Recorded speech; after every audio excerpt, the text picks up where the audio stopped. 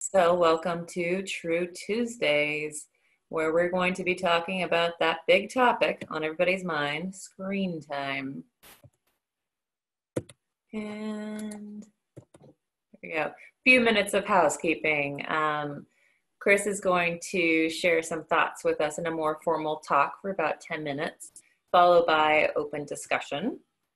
Just a reminder, as you heard when we started, the talk is being recorded and will be available later on our museum website at thinkplaycreate.org. Please mute your microphone, but have your video on if you wish. Anybody who wants to join is welcome. Cats, for instance, children, etc.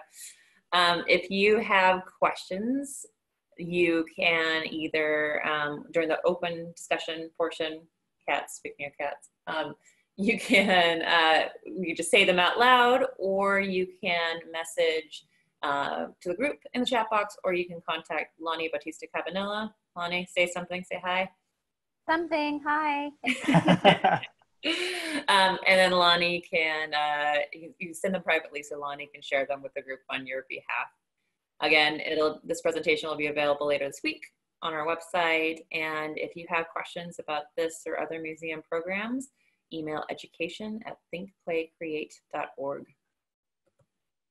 Okay, so our goals, and this is true for most True Tuesdays if you've joined these before, we're looking to today offer some new ways to look at children's play, which we're seeing a lot of these days. And then it's really time for group sharing and connection, especially in this time when we are on our own so often. So in the chat box, if you can, just say your name, your city where you are, and then just to give us context, what role do kids play in your life? Are you a parent? Are you a grandparent? Are you a teacher? And then if you are a museum member, you can just let us know if you are a member of the New Children's Museum. So first, to introduce our guest speaker, Chris Martin. I have some prepared notes here.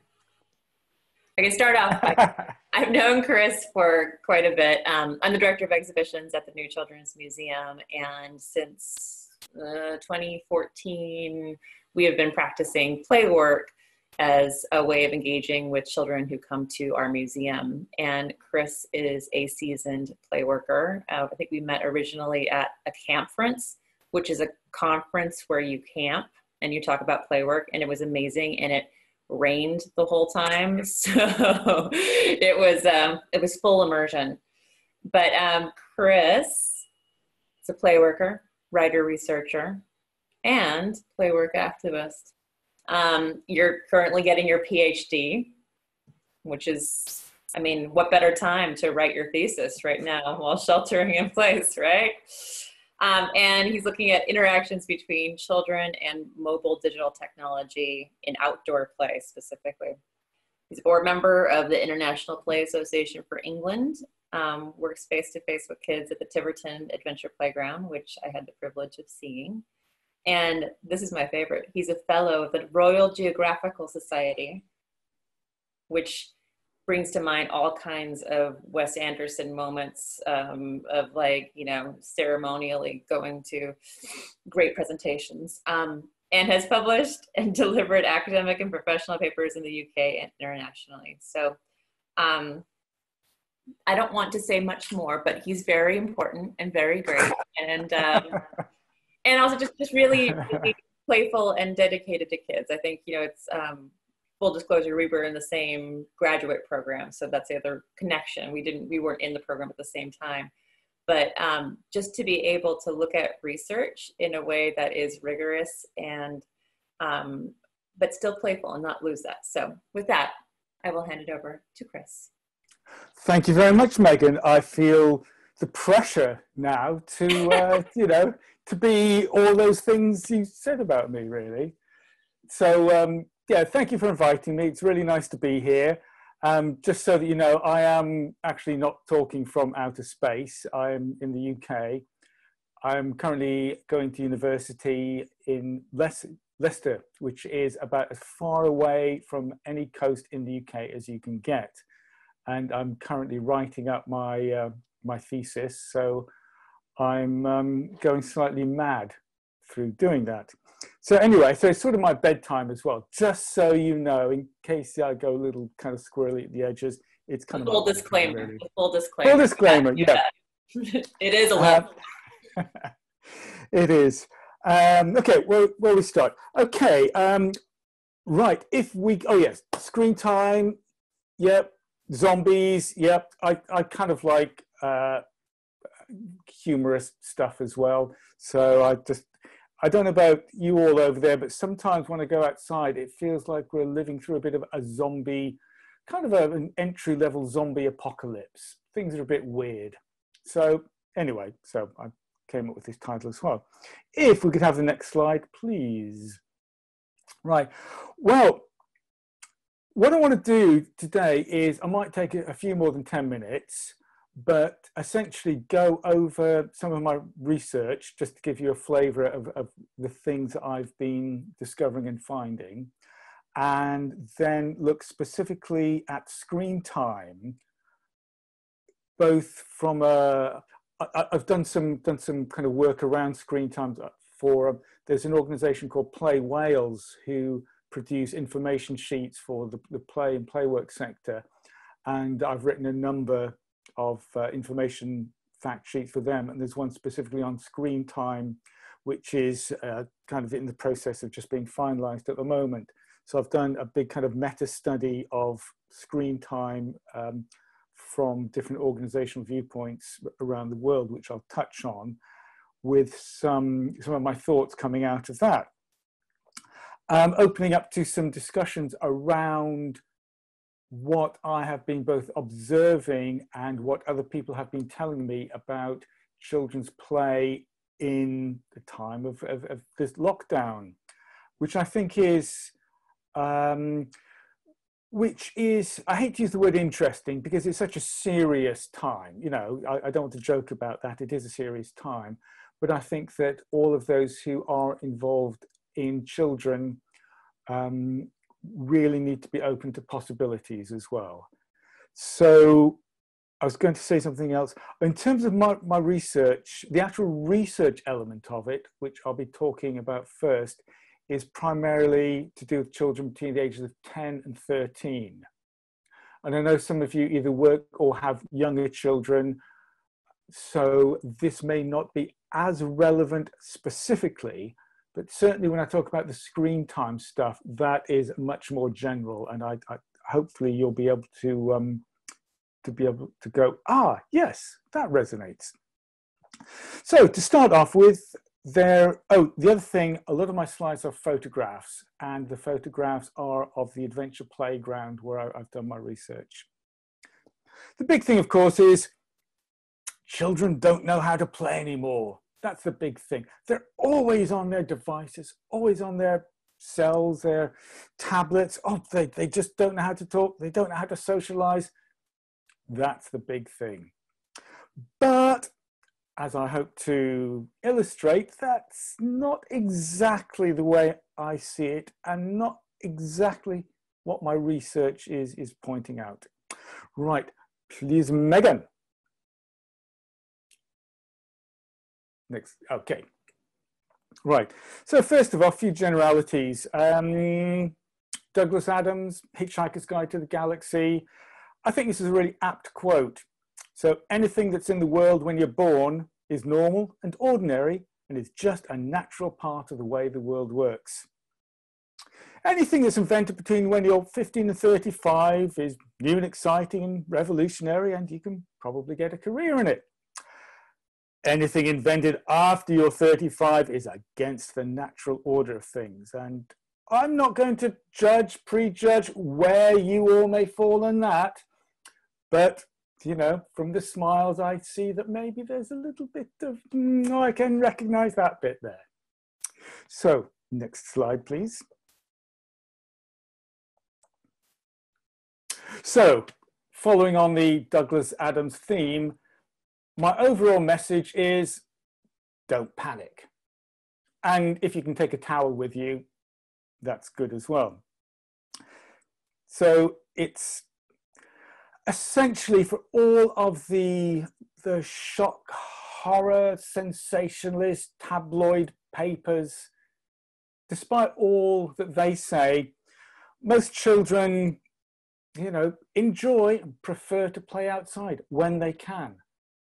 Most children are not victims of cyberbullying or sexting and have not seen upsetting images on the internet. You know, they do, of course, play in digital spaces with digital devices, and they incorporate from ideas, themes, characters in their physical play.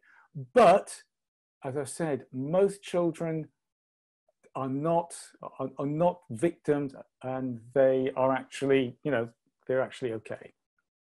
Next slide, please.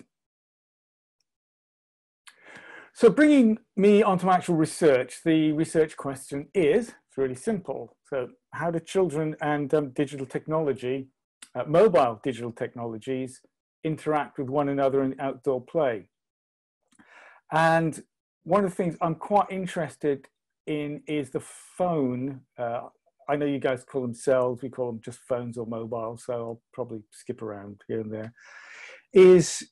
I think the phone, the cell as a device is probably a transitional device.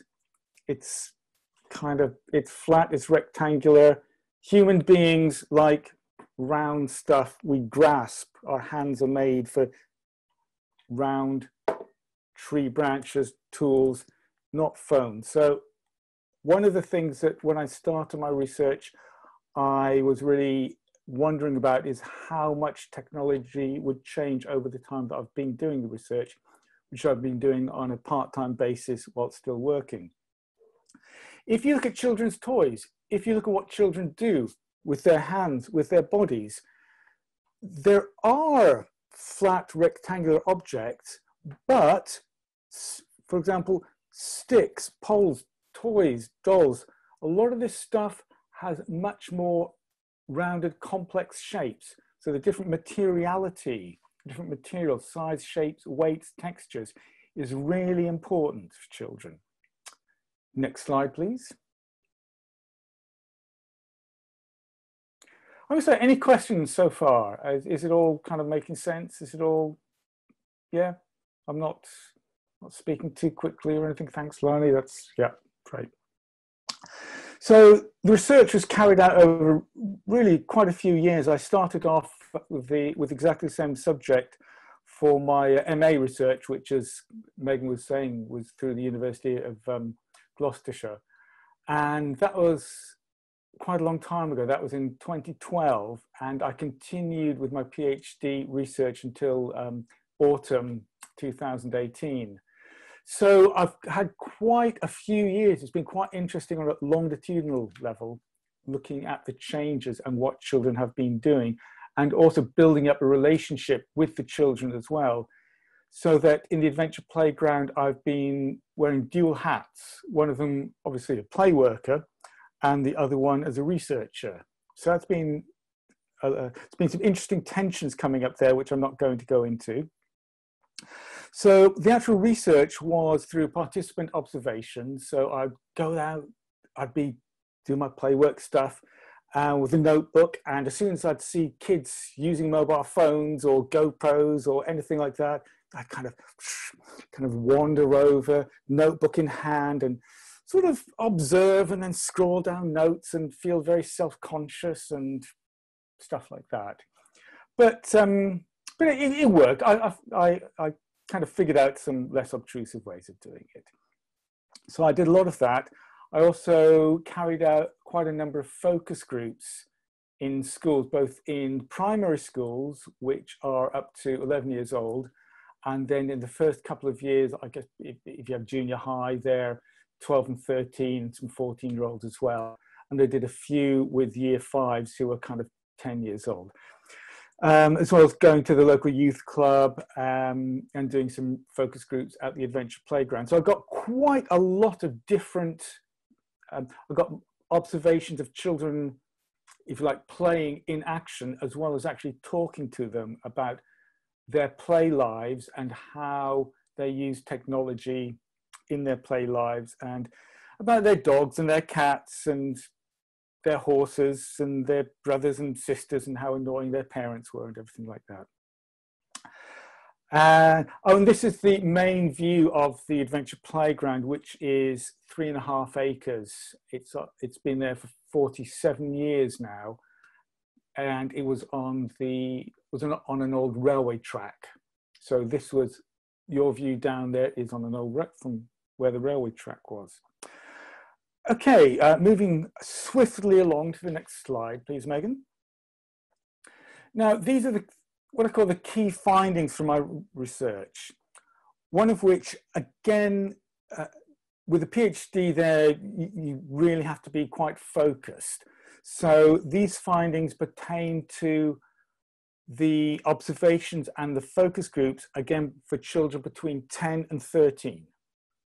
They're not, I make no pretense that they're generalized worldwide or anything like that, but this is what I have found. And I think the findings they're pretty robust. So I think that they will translate well, and they are exemplars, they're examples that I think will stand up in a lot of different minority world or global north countries. Again, where the Adventure Playground is, it's quite important. It's in a council estate, so it's in quite an old, well, huge estate. I don't know what you guys call them over there. They're just kind of working class, normal people, kids who go to work. They've all got phones and Xboxes and Wii's and all that sort of stuff, but they're just normal kids. But one thing I found is that essentially the mobile technology doesn't dominate play.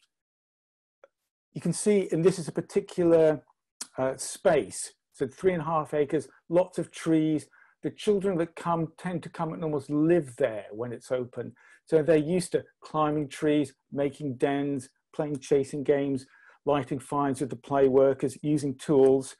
So when in an atmosphere like that, that's very rich in play experiences, then mobile phones don't dominate. They don't distract. They're not disruptive. The other thing that became apparent very early on was that most engagement with digital devices, it's social.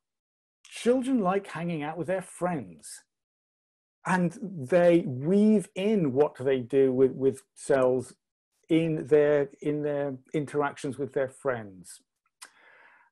And even we often consider that children and young people now are digital natives. And yes, but not all children are actually experts. And a lot of children really don't have a lot of interest in technology. They all say they do, their friends do, so it's cool to pretend to have an interest, but a lot of them don't. And from a vulnerability point of view as well, this is obviously a safety issue. If children don't know how to set the security settings on their phone, if they don't know how to block people, this is very definitely an issue. Talked a bit about size and shape, portability of devices. And one of the other things that I came across time and time again was the importance of parental use and attitudes in terms of children's use. It sounds silly, it sounds obvious, but where parents weren't very confident of their own phone use, children weren't confident going back to their settings, security settings. They felt hesitant about them. Where parents were avid gamers, children were. So it's how the parents are dictates to a large extent how the children are towards technology. It's silly, but when you start thinking about it, it's really quite crucial. One of the messages I got again and again from children is that their parents didn't have time to spend time with them because their parents were always on their phones. Time and time again, I get kids saying, my mum doesn't have time to play with me. She's always on her phone. I always have to bug my dad and he's always on his phone. Hasn't got time for me. So, you know, kids mimic what parents do. There's a real symbiotic relationship there, and that is just so important. I mentioned on the adventure playground that when kids get down there, even new kids, it's a great place. It's muddy, it's dirty, it's dusty. There's all sorts of things going on down there, but it's wild and exciting, and there are kids, and it's great fun. So mobile phones just can't compete. It's parents really who have an issue with it. Parents come with their phones and they say, oh, stop that, I want to get a photo of you to put on Instagram or Facebook. So we have more problems with parents just in general. Parents in the adventure playground, pain in the neck. Right, if I could have the next slide, please. Here, I appreciate I'm probably taking quite a lot of time, but we're going to talk about the screen use, some of the work I've specifically done on screens now. Screens are not all the same. Screen use isn't all the same. In fact, I don't really like using the word screen time because I think that paints an inaccurate picture of how all of us, and children especially, use technology. There's a huge difference between passively sitting in front of a screen watching a video to either playing a game or, sorry, my PowerPoint here, which I'm looking at, has just gone a little bit funny. So I'm going to try and do a,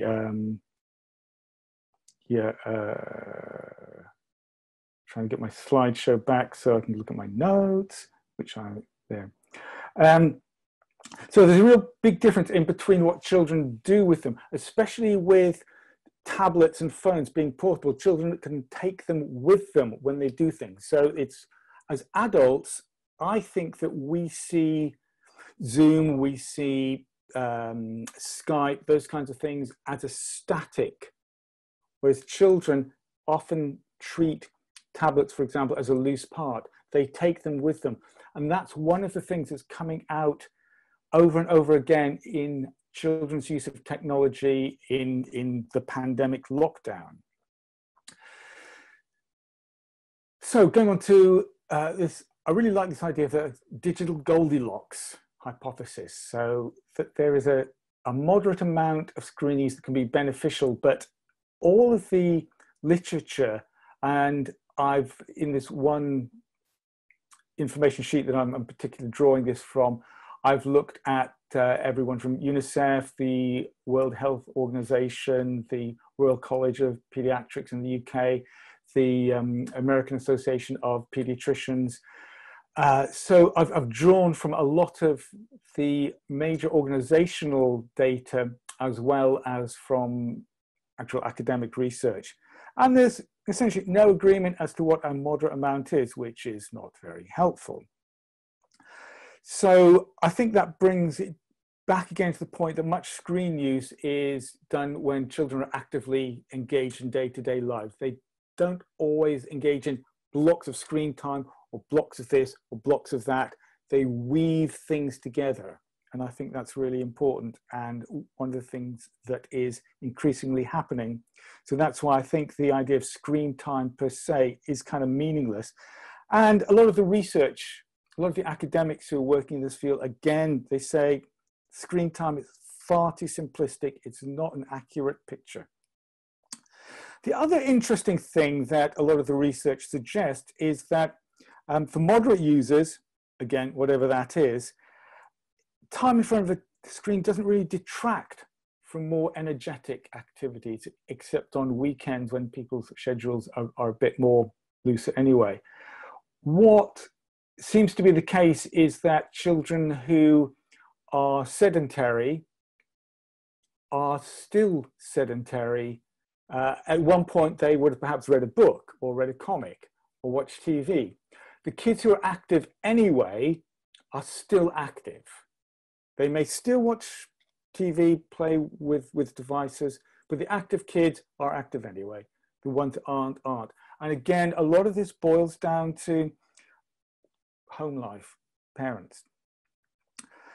And if I could go to the next one. I realize I've been talking a lot, so nearly at the end of it, so just bear with me a little time. One of the 4 questions, these were put up by the Royal College of Pediatrics and Child Health, and I think that they're really interesting because the college said they found no clear evidence as to the benefit of strict guidelines for screen time. But they made an overall recommendation, which is that families should negotiate screen time limits with their children based on the needs of the individual child, the ways in which screens are used, and the degree to which use of screens appears to displace or not physical and social activities and sleep. So they've got 4 questions that they kind of recommend for individuals, which I think are quite simple. Like much of the stuff, it's kind of obvious when you think about it. It's about looking at the child, your children, the family, looking at the context of it all. And interestingly, there are lots of other ways that have been recommended for reviewing, for limiting, for looking at screen times, such as limits, taking regular breaks, screen-free times in houses, not having screen use for an hour before bed, that kind of thing, because sleep is important. And the American Academy of Pediatrics also says that, essentially no screen time, no devices before bed, for an hour before bed. And that's kind of my lecture bit over. I'm just going to do looking at slightly more play-based stuff, a few more slides, and then that's it. I know I said that a couple of slides ago, but honestly now, this is what I mean at this time. So some of you may have come across this idea of, it's called the criteria for an enriched play environment. So the idea that any kind of play environment, whether it's an adventure playground, the museum, your home, your living room, offer different opportunities for kids. So challenge in relation to the physical environment. Obviously, in an adventure playground, you have trees. In the museum, you have whatever you still have in your kind of loose parts play area. I don't know what's there at the moment. In your living room, it might be turning the table upside down. It might be rearranging things to create a kind of challenge. Playing with natural elements doesn't have to be a huge forest. It can be a small, it can be plants, it can be, plant pots, it can be small things. Again, with all of this, it doesn't have to be a huge, big outside area. All of these are things that contribute to a rich play environment for children, and they can happen in your living room, in an inside place as well as an outside place. Next slide, please. Which brings us on to a couple of slides about play-based or playwork-based approach to screens. So just remembering what I was saying about the environment there. So playwork is based very much on a risk-benefit approach. So there are risks in everything, but from a playwork point of view, we look at the benefits as well, which Megan can explain more about if you have questions. So again, referring back to the previous slides, the important thing is to focus on what children do online rather than the amount of time. So if a child is making a den, if they're playing and, for example, they are talking to you've arranged it so they're talking to their friends via Skype, so that they can engage in a variety of activities, so they're not just statically engaging with a screen, so they're doing different things. It's always better to do not, excuse the double negative, look at a deficit model. So if we look at what screen use can add and how we create a positive rich environment for children to play, which can incorporate screen use, but the richer the environment, the less kind of prominence screens and mobile digital technology take. They tend to get woven into things. Next slide, please. Hopefully that makes sense. I wasn't kind of speeding along too much.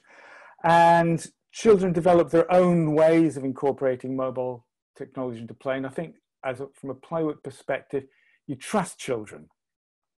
I'm not going to give you two examples now. I'm going to move quickly on to, I think, the last real slide here. And again, children making their own choices. And sometimes they choose to play on or with mobile technology, as do adults. Again, referring back to the importance of adults in children's lives. And I think whether you're a parent or you provide play provision or settings for children, if children prefer to play on technology rather than being more physical or active, it's worth asking why. And it may well, I hate to say it, bless you, Megan, be a reflection on what else is going on. Because children, you know, they're pretty smart. They would prefer to play on the most interesting thing there. And if their phone or their tablet is the most interesting thing, then that's a bit of a reflection on what else is available to them. So I think that is a very, very important consideration, looking at the whole picture. What is most fun? What is the most attractive? And if it's their phone, well, I think there may be some questions you need to be asking.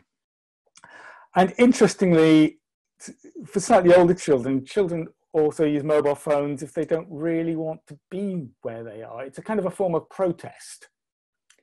So I think if you work or have older children, or certainly teenagers, and I was a youth worker for a long time as well, children, young people, they are making a kind of a social political statement when they're there on their phones. All of them in a row, they're saying, you're boring. I don't want to be there. I don't want to be where you want me to be. My phone is more interesting. Go away. So that's what I think. And then last slide, please, Megan. And yeah, so it's probably the end. And yeah, a little attempt at humor. And then the next one, and the next one, please. Some of the stuff I've done. Next one, and then, okay, probably definitely the end. And there's some other slides with kind of references and stuff like that. But I'm going to stop talking because I've talked a lot, and I appreciate that. So thank you for bearing with me, and I'm going to stop now. That's great. There's so much to think about with what you just said. So let's open it up to questions, but I'm going to take the honor of the first question, which is, I'm thinking about the mixed message of don't be on your phone, but hey, stop playing so I can take a picture of you while I use my phone. Yeah, and, yep. Right, the using your phone as a form of protest that you're bored. So are we just feeling left out because our kids are on screens more than they want to hang out with us? Or are they reflecting, you know, our behavior? That's a really good point. You know, I think it's a combination of all of that stuff. You know, kids do reflect what they see going on around them. And, you know, as adults, if we're always on our phones, and having a phone, especially a smartphone, is a kind of bit of a key to adulthood. Mm-hmm, mm-hmm. You know, it's a thing.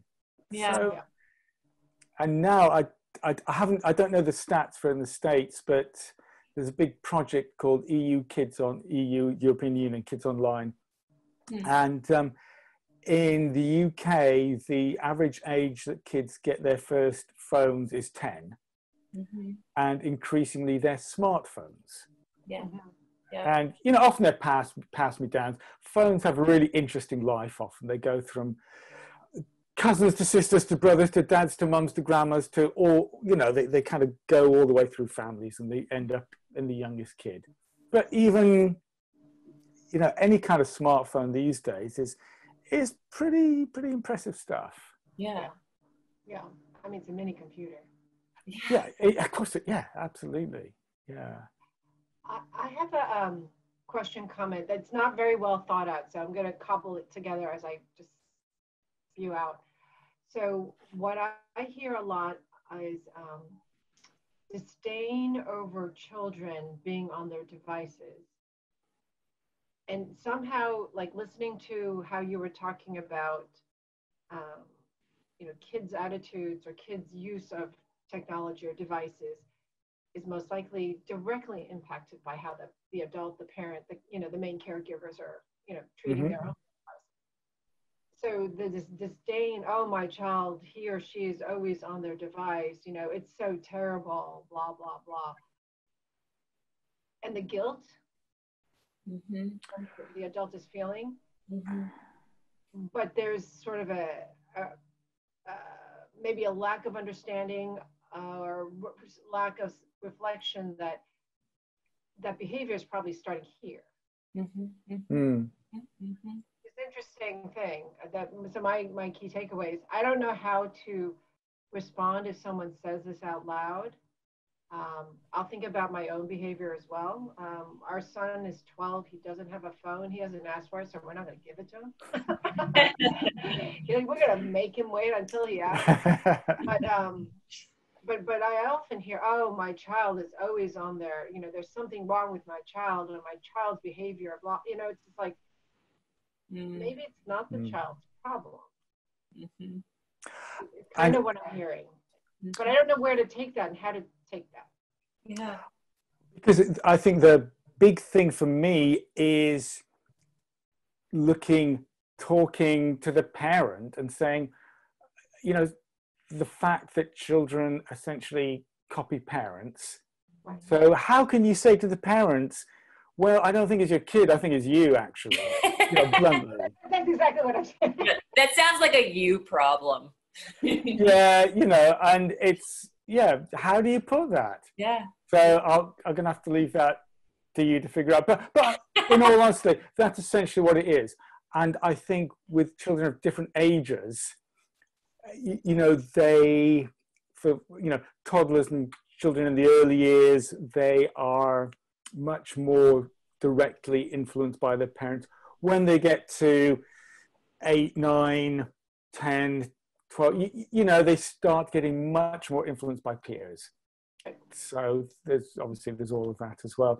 And the other thing is that I've really noticed is how much access kids have to outside space.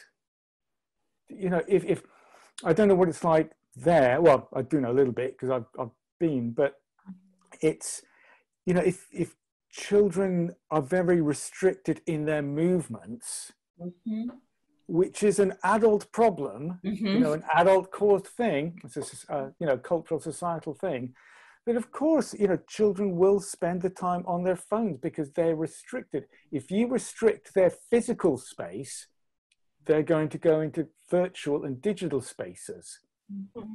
That's just because I think essentially we are closing down as adults their roaming range, their ability to be not necessarily independent, but their ability to go out with their friends. Right. I don't know about you guys. When I was a kid, I actually grew up in Canada, grew up in Vancouver and Toronto. But in Vancouver, we used to, you know, always after school, admittedly rather a long time ago now, we used to just go around to our friends' houses. Yeah. We didn't have a lot of restrictions. But children nowadays do. But but I think there are ways as adults, and it might be a kind of a privileged position that I think, certainly in the UK, a lot of it's down to money, to if both parents have to work, to free time, where you live, are the streets safe, how much traffic is there, what your, you know, all of the context. It's not an easy issue. Mm.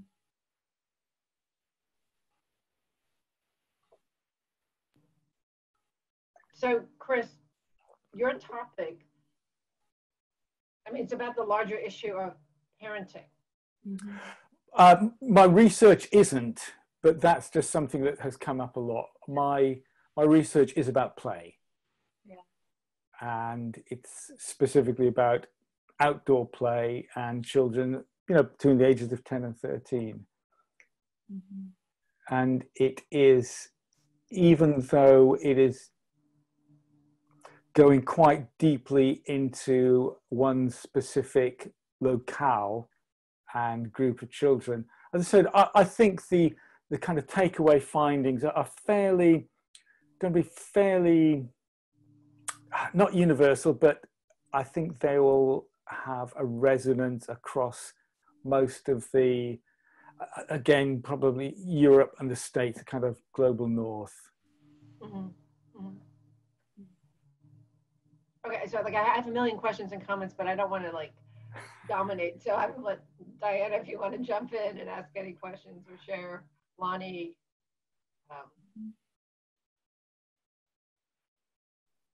I guess my question is specifically related to babies who can't verbalize that they want or don't want to interact with a phone, but given our current situation, I work with my age group is 0 to 5, and most of my little ones are 0 to 2. So okay. they're really tiny. Yeah.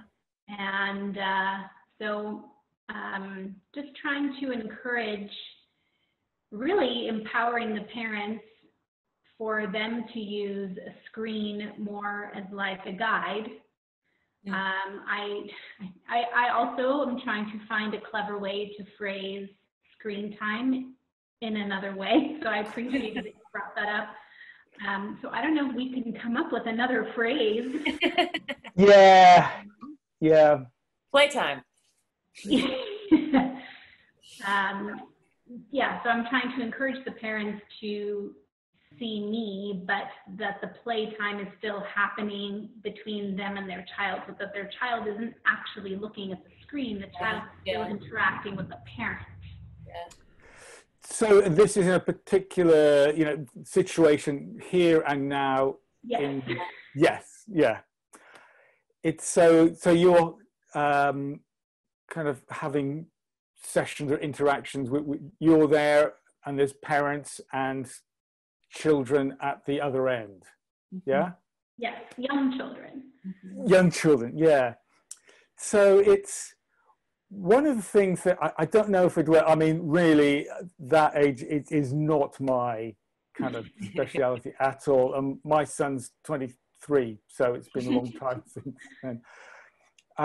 But kind of talking to colleagues, I think maybe one of the ways to go is that the parents, you can develop kind of games with tablets, for example, so that you can be on the screen, you can kind of almost play peekaboo, you can take children on a treasure hunt, you can probably develop ways of playing that the screen is part of it, but the screen is not the focus per se. It's the kind of transmission medium, if that makes any sense.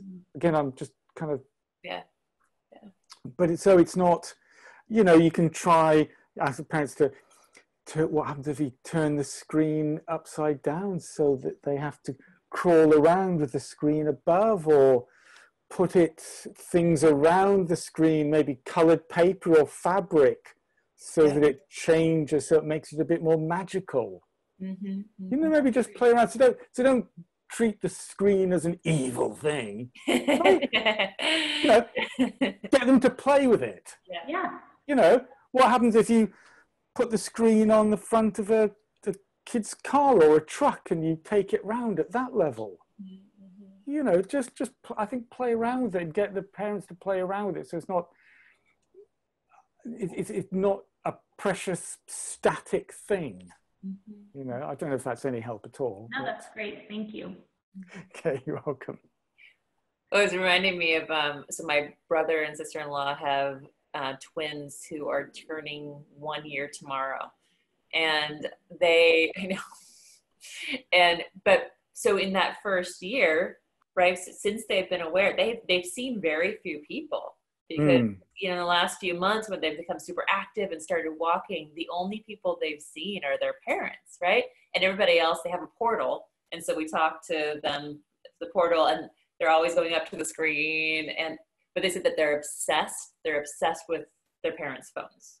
I mean, they didn't say that to me. Yeah. Yeah. They're very advanced. They're very articulate.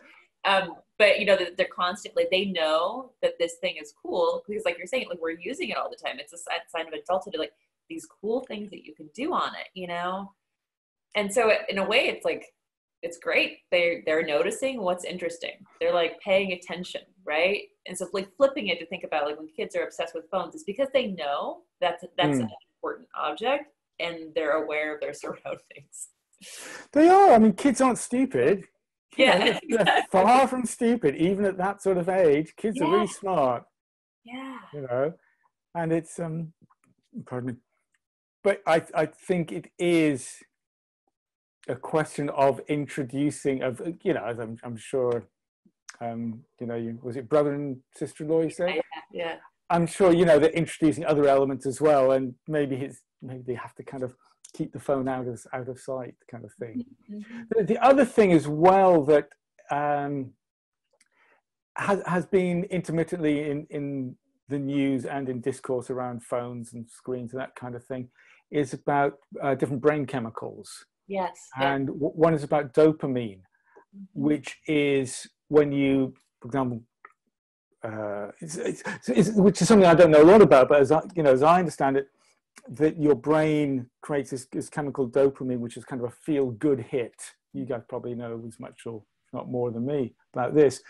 But when you get the next level on a game, or when you get a text message or a like on Instagram, all these little hits, and they are addictive.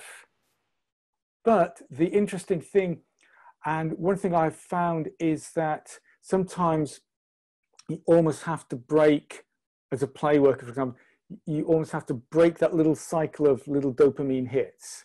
And in the adventure playground, for example, it's easy because lighting a fire, I mean, that's a big dopamine hit. That's really cool. So I think it's more of a challenge in an interior home environment to kind of offer up things that are really exciting, because a mobile phone is shiny, you've got things moving on the screen, it's an adult thing of power, you know. But I think there's a real challenge, but it shouldn't be, I don't think it's that difficult to introduce other elements that can be equally as rewarding. Probably not fire lighting in an apartment, though. It's probably not the thing. Not yet. Yeah. But I love the way that you're bringing a play-based approach to thinking about these issues. And you talked a little bit, you know, risk benefit, but really thinking about, you know, there are great benefits for a child becoming fluent in the use of screens, all the screens, you know. Yeah. And there are the risks, but I, you know, really like thinking about it not from a, you know, you should only have 1 hour of screen time or 2 hours, but what is the context? What's happening? What's in the situation? You know? Yeah. And I think that's the important thing. As soon as you start, okay, I think that all of us, we all have barriers as human beings, children, teenagers, adults. We all have barriers, and to some extent, they are necessary for functioning as a human being in society. But so saying that, if certainly children, and especially teenagers, if you are not making rules that, or not, I think if the rules and barriers and boundaries that you impose are not reasonable, then you're going to get the kids kicking back against them. Especially teenagers, it's a teenager's job to test boundaries. So, you know, it's been my experience, and I've been as well as a play worker and academic, I've been a practicing youth worker for many, many years. And I used to do a lot of face-to-face work until a couple of years ago. That was one of my part-time jobs to support my studies. And I used to do street-based work. So 2 or 3 evenings a week, I'd go out and work in this kind of deprived community and take like a Sprinter Mercedes, like a Sprinter van that was outfitted as a youth centre. And, you know, we used to get all sorts of young people. Oh, I've lost my train of thought now. But yeah, it was all about, this is about negotiating boundaries. Yeah. And I think whatever age, it's about negotiating boundaries. And I've completely lost the beginning of this It's conversation. like midnight now, so we're coming up on the witching hour. Yeah. I do have one more question, if that's Yeah. okay.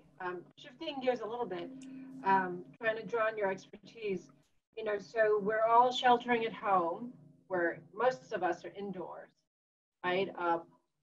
So kids are indoors. We're trying to get the kids to be outdoors, or some kids are not used to being outdoors. Our museum has the challenge of being a children's museum, where now in the new whatever, convening groups of kids is probably not the thing to do, or won't make us very popular. So we're toying with the idea, at least I am. I'm toying with the idea of being outdoors with a group of kids. Yeah. But there's an element of the adventure playground that I'd love to be able to share, but I don't know how I would do that, socially distanced. It may be like a more manicured park, because there are very few woods that we can just run, you know. So you maybe haven't even thought about this, but could you offer any sort of advice or things for us to think about, for me to think about, you know, outdoor play for kids, trying to bring at least like a small group together, but I don't know, like social distancing, I don't know how to deal with this. I've got to say, I think that in taking a group of kids outside and asking them to social distance, I just don't think it's practical. Okay, so we'll forget that part. Well, yeah, but I think that I think there you'd be managing the risk. Yeah. And I think you're looking at kind of a risk-benefit thing. Yeah. The benefits to kids of being outside and being with other kids is absolutely immense. Right. You know, it really is. Right. So, yeah, I guess the challenge is, do you take their temperatures before they come in? Do you get their parents to fill out a questionnaire? I don't know, but it sounds like there might be some fairly intrusive stuff.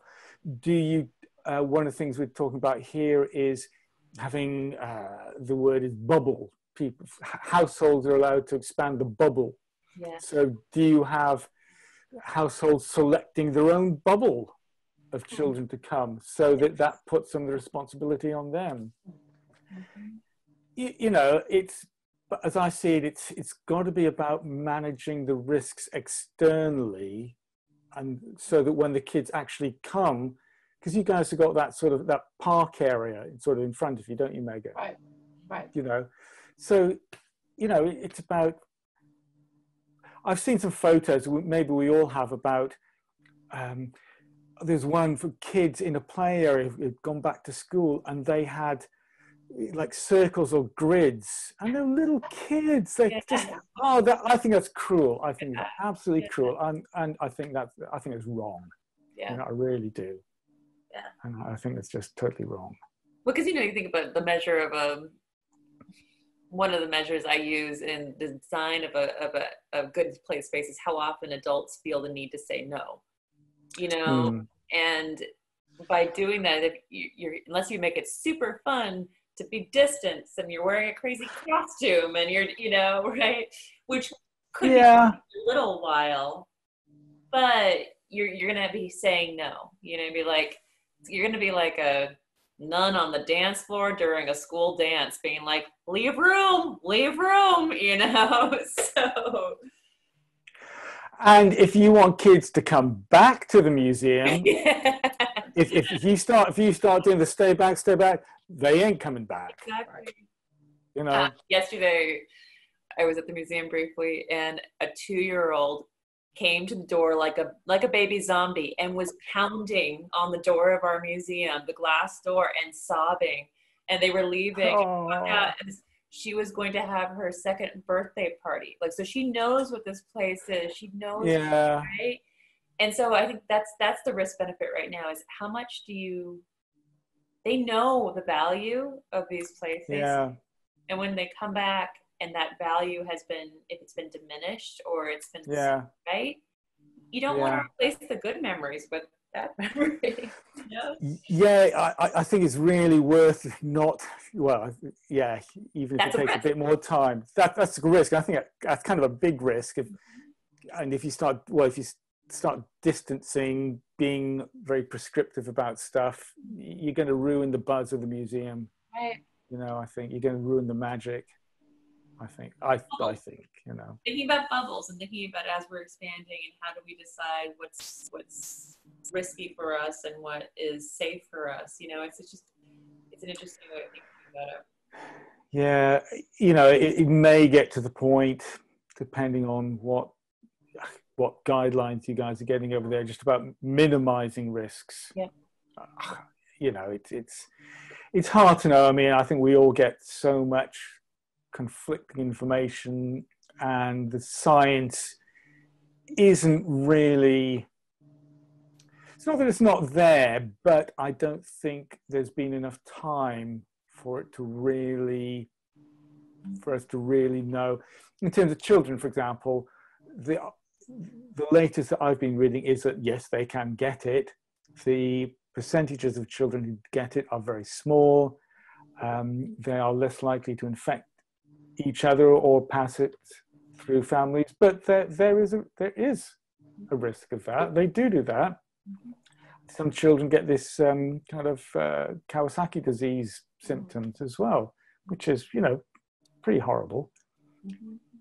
But yeah, so I suspect that things are going to change over the next couple of months anyway, hopefully. I've got the closing slide here because we are out of time. And I just want to thank you again for staying up. You're welcome. Lovely talk, and it's giving me lots to think about as I go forward. Next week, we have Diana Davidson and Amy, who will be talking about, there's Amy. Hi, Amy. Music Magic Supporting Toddlers song. So I'm really excited about that. I can't wait to be part. Oh, hi guys. I'm just excited to see you. So, and again, this will be available on our website. You can check it out there and share broadly. All right, so signing off. Thank you very much, Chris. Thanks, Chris. You're welcome. Thank you. Nice to see you. Have a good rest. Good night.